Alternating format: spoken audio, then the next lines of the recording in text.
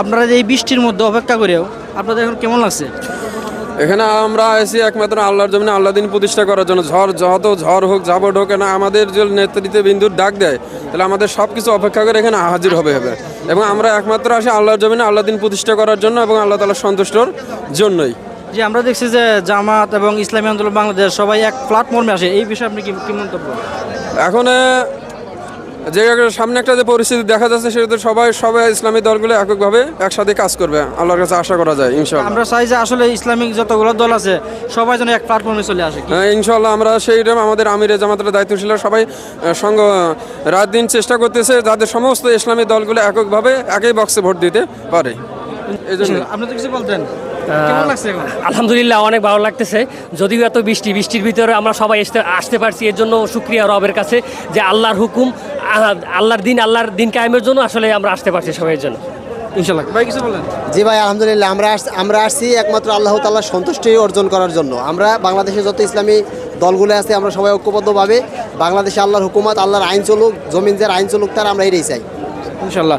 দর্শক দেখছেন আসলে আপনারা এই এত বৃষ্টি অপেক্ষা করেও যে এত নেতাকর্মী দল মত নির্বিশেষে, এবং আমরা দেখা যাচ্ছে বিভিন্ন দলের লোক, ইসলামিক দল যতগুলো আছে, আমরা কিছুক্ষণ আগে দেখছিলাম যে ইসলামী আন্দোলন বাংলাদেশ এবং কি জামাতে ইসলামী বাংলাদেশ সবাই কিন্তু একই প্ল্যাটফর্মে এসে কাজ করা শুরু করছেন। তো আসলে আমরাও এটাই চাই যে আগামীর বাংলাদেশ হবে কোরআনের বাংলাদেশ, আগামী বাংলাদেশ হবে ইসলামের বাংলাদেশ। তো আসলে আমরা সবাই যেন ঐক্যবদ্ধভাবে সম্মিলিতভাবে যেন আমরা ইসলাম প্রতিষ্ঠা করতে পারি ইনশাআল্লাহ। আমিন। ইনশাআল্লাহ আমার এই সমাবেশে অংশগ্রহণ করে আমি নিজেকে গর্বিত মনে করি।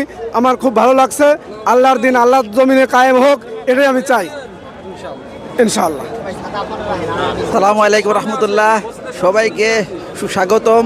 আমরা যে আজকে সাভার মোড়ের মধ্যে সামনে সমাবেশে সাংগঠনিক নেতৃবৃন্দদের আজকের এই নির্দেশনায় আমরা যত বৃষ্টি ঝড় হোক আমরা এখানে সবাই একত্রিতভাবে আসতে পেরেছি। এজন্য আল্লাহ পাক রব্বুল আলামিনের কাছে লাখো শুকরিয়া। আজকে আমাদের সমাবেশ থেকে আমাদের যে অন্যায় অত্যাচার জুলুম নির্যাতনের পরিবর্তে আমরা ন্যায় ইনসাফি সমাজ গড়ার জন্য আল্লাহ সন্তুষ্টি অর্জন করে দুনিয়াতে একটা সুন্দর রাষ্ট্র কল্যাণকর রাষ্ট্র দান দিতে পারি, সেই লক্ষ্যে আমরা সবাই সমবেত হয়েছি এবং সকল আলেম ওলামা সকল দলকে আমরা একত্রিতভাবে যাতে আগামী দিন হবে ইসলামের বাংলাদেশ, এই বলে আমার কথা শেষ করেছি। আসসালামু আলাইকুম রহমতুল্লাহ।